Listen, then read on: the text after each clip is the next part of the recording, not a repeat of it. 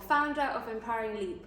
Welcome to my webcast, The Growth Invitation, where we always find you the best people in the industries to talk to you about their pains, their successes, and the journey of growth. Today, I am super honored to have Enas as my guest today. Welcome, Enas. Thank you, Janet. Thank you so much. And she is an incredible woman, the founder of Arabella Beauty and also the author of Beauty of Pain. Enas, welcome to the show. Thank you. Thank you so much for having me. I guess first of all, if you can give an introduction to the audience of about yourself, what you're doing currently, and then we can kind of kick start. Yeah, great. Okay, so my name is Enas Daeki. I am originally from Libya. Came to this country around 10 years ago. So yeah, as you mentioned, I've got an agency that I established in the lockdown. The name of that agency is Arabella Beauty Agency, when I established niche brands into the UK market. Also, I wrote in the lockdown again my book Beauty of Pain, and also I'm a director of Global Women Notting Hill Club. Global Women is a really great club that's founded by Marella, and I run that in Notting Hill. So that's part of what I do. Also, I am a refugee advocate. I speak a lot about refugees because I am a refugee myself. Wow, amazing. I mean, with all of these titles, they don't come from just one day, oh yeah, I'm just gonna happen. It must have come through a lot of pain, a lot of work, and some dedication, well, a lot of dedication and commitment to it.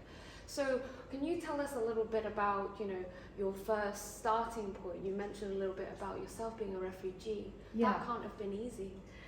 I think that wasn't easy, not for me. So I came here like 10 years ago. I'm originally from Libya. It was like, Libya is very comfortable. Like, you live there really comfortably, you live with your family, it's really great. And then my dad has had a health issue that we used to come here often. So I used to love coming to London for a holiday. But on 2010, we left our country for, my dad's checkup. His health wasn't doing great. And then the war started to kick in, but I never imagined it to be that bad.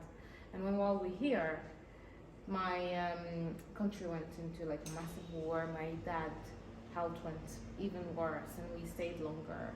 And then we had to apply as a refugee. It's a suggestion that we should have done that. And then things gone down the hill. My dad's health went really bad. He had a stroke. City went really bad. Gaddafi's been killed, and a lot of problems happened. The safety of the city wasn't really safe, especially for our family. So I left that city thinking that I'm gonna go back to finish my studies and finish my life, go back to my friends, go back to my family. Suddenly I found myself in Croydon. Well, I never been in Croydon. Like, I used to live in central London. This is like London, this is the UK for me. My dad's like dying in front of me, and it's just my family. There was a lot of uncertainty. It was kind of like the toughest experience that I ever lived. I came here when I was probably 20 or 21 or something like that. And now I'm 31. And I think that experience, probably in the last few years, that was the toughest. So, I mean, you literally went from a comfortable life at home, full of love, friends and family surrounding you, holidays every now and then. I mean, your dad was getting treatment, but essentially it's holidays in London, glam, and then actually suddenly launched into this horrific unknown and uncertainty. Like you said, that's a huge word, and I think a lot of the people in the audience can relate to the fact that uncertainty, unless it's a pleasant surprise for your birthday, uncertainty is actually something that we're not comfortable with. We don't like it. And when you get launched into it, a lot of people get thrown backwards and go, oh my goodness, I don't know what to do with my life anymore. I no longer know what happens. But you managed to get out of that and obtain all of the success 10 years later. I mean, your journey through that. You can define success whatever you want to define it. Life is so uncertain. What if everything that I knew about life was not the truth, and I've learned about life is not the truth, and there's something else that's possible? what if, you know, my dad's dying is not the end, maybe it's the start of something. Maybe war is it have to, you just kind of wonder, it might be not. But then I've just shifted my view of pain. Do you know what I mean? Rather than trying to get out of it, it had me, because it happened for over long of a period. My dad's sickness, he had a stroke, and he had it on 2011, and he probably passed away in 2016. So that's a long period for me to watch him dying. And his stroke, I wouldn't wish it on anyone, not my dad, and probably he's the person that I loved the most. So I wish that I had that stroke. It would have been more comfortable for me to deal with the stroke than actually dealing with seeing him going through it. So it was so chronic that I had no other way either to die and get relieved of what I'm experiencing, or to think. Okay. You know, and then really, I had no choice except to think and really live it. You know, what if? So your mantra now, because of this, is now, what if? Yeah, or I'm more like, rather than thinking inside of a box, coming from, I have no idea. And there's no certainty. Okay. So that allows a massive space to really take action out of what I knew. If I knew that I have no idea and I don't know nothing. That's actually, I'm smiling because that's really beautiful. The fact that I think I've definitely heard some of the audience probably has heard is, one of the most certain things in life is that you're gonna die. You're going to die. Yes, Actually, there's two things: you're gonna die, and that life is uncertain. Yeah. You cannot control anything that. If you want searching for perfectionism, you will never find it, because perfect is subjective, and also things are always going to happen that is out of your control. Yeah. And so the way that we've been able to reframe life, and like you say, you know, I'm not constrained within the box. I'm always going to go outside the box, because within the box means only certainty. When you're outside, you can create anything and everything that you want. Yeah, 100%. That's amazing. Yeah. So is that the kind of framework that you use to build up your business now? I mean, COVID and the lockdown wasn't easy for a lot of people. I think that really massively contributed, that you see, because like I would say, this is the most painful period of my life, which is 2011 to 2016, or even beyond that.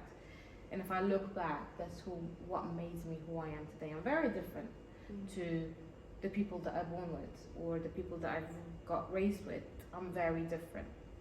I don't know if I'm gonna label it bad or good, whatever it is. It's just that I experience life differently, and I know different things that they don't know yet. So if I look at that bad experience that I labeled as bad, is what made me who I am. So maybe COVID or any other bad experience can be an opportunity for me to create something else. That's beautiful. And I think that is just that speaking about it definitely massively makes a massive difference, that now the down or the bad experience, or that's what creates big opportunities for bigger things in life.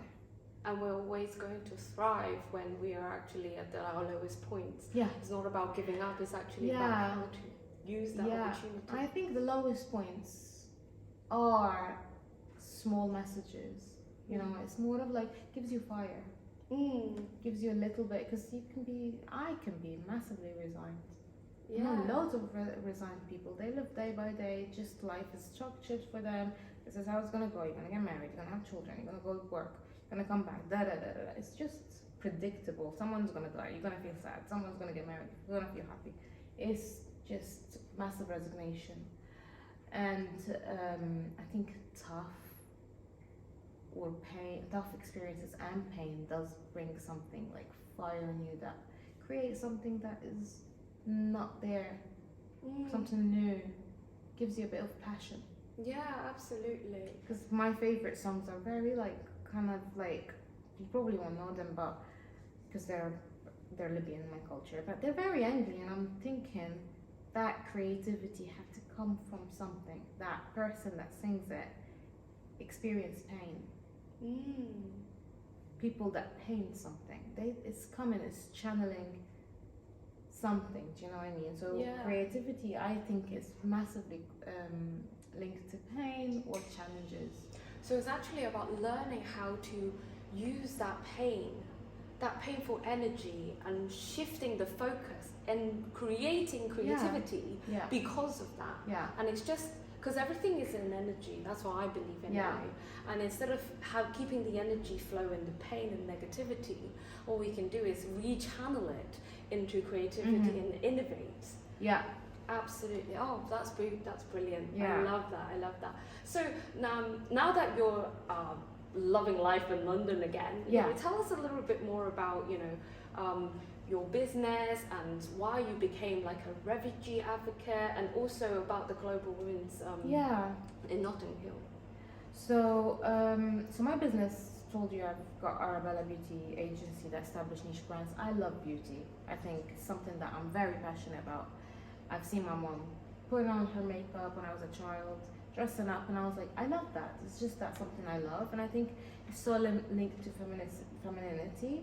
Somehow, I'm not, you know, it can be man or woman, but it's such a feminine energy that I actually can express and can channel. So that's that. Being a refugee and a refugee advocate, I experienced being a refugee. I know what does it take, and I know how painful it is, and I've walked the talk. So it's kind of like a given, or something that I can, you know, make a massive difference, or I can speak about, because I experienced it for 10 years, and I'm still a refugee to this day. Global Women is something else that I do, and I host it in Notting Hill, and it's such a great platform, because I walked in one day to Richmond Club, and I just found this lady, her name is Morella. She's hosting an event for women, when she actually empower like startups or business women to give them massive visibility to their businesses, and she really mentors them, and it's just incredible energy and space that she provides for people to really pick them up. And I was like, I want to do that, you know, I want to be involved, I want to be part of it. You walk in and you know, and that's what just happened. So that's amazing, and the fact that you just know in your heart that you want to give back as well. It's not just about always earning the money. But it's always giving back to the community. Yeah, I think I can't help it. I wish I can just sit down and watch TV. I would choose that. And sometimes when you go through hard experiences and like see pain that frustrates you, and it doesn't break you, you don't die, there must be something that you've been born for. Does that make sense? Yes, absolutely. And it's way bigger than what I actually like. Probably won't like if I'm making a difference. Personally, as a person. But I just can't help it. I think I've been born to do that. That's beautiful. Yeah. That's absolutely beautiful. Thank you so much for sharing that. And actually just being so vulnerable and sharing about your journey as well. Yeah. It's been amazing, and you know, we only just connected today, but actually the fact that I can feel your energy, it's huge. You've got a huge heart, and I can really feel that. So thank you. Same to you. Thank you so much. I just want to wrap up by asking you this one question. I ask this to all of my guests who come onto my webcast, and that is, if there was one tip that you can give to the audience, one tip about growth, or what would you say? What would that one tip be? You've got nothing to lose. Like, literally, keep it in mind. You've got nothing to lose. And from there, everything is a win. Wow, that's profound. Like, I don't know what to say now. That's absolutely beautiful. Yeah, we have absolutely nothing to lose, because as long as we're alive, like you mentioned, we can always start again. Exactly. Amazing. Exactly. Thank you. Thank you so much for coming onto the webcast. It's been brilliant. Yeah, it's been I know great. the audience would have loved it. So thank you again, and hopefully we'll have you again soon. 100%. I would love to. Thank you so much. Bye for now, friends. Bye, guys.